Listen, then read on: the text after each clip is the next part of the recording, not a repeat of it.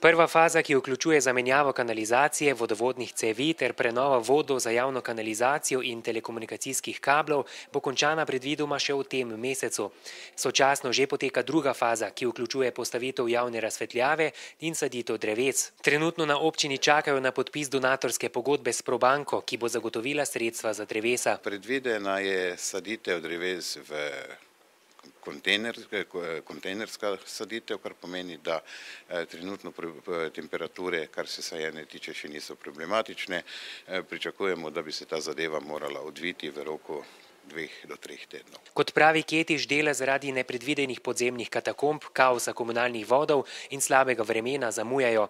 Sedaj pa je eden od podizvajalcev moral ponovno porušiti že zbetoniran tlak. Pravzaprav gre tu za podizvajalca gradbenih del, ki bi moral izvesti ta armirano-betonski tlak, ga ni izvedel v skladu z podano recepturo, ampak ga je izvedel v nasprotju z pravili stroke.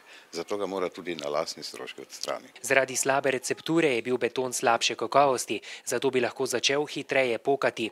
In zakaj je prišlo do napake? Jaz bom rekel, da niso pravilno brali projektnih rešitev. Receptura, sestava tega tlaka je bila pravilno in jasno definirana. Tudi tehnolog, ki je to recepturo predpisal, je bil jasen. Tudi Inštitut za raziskavo materijala je to zadevo potrdil, se pravi prvotno recepturo, izvedeno pa je bilo vse prej kot to.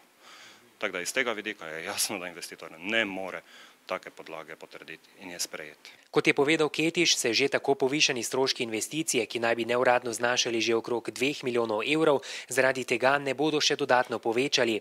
Zanimalo nas je še, ali se bodo morebitna dela zaradi napake, ki je zahtevala rušenje in ponovno betoniranje plošče, še dodatno podaljšala. Koliko sem seznanjen z resursi, ki jih ima podizvajalec za tlakarska dela, jaz mislim, da bomo ta zamuda, ki se vleče že tudi iz komunalnih vodov, da jo bo ulovil oziroma da bo jo nadomestil. Zagotovo pa to ne predstavlja neke, zamude zaradi napačno izvedenega tlaka. Ketiš si tudi danes zaključnega datuma, ko naj bi bila dela končana, ni upal napovedati. Je pa bil zato nekoliko bolj jasen Kajbič, ki je dejal, da naj bi bila dela zaključena predvidoma v novembru.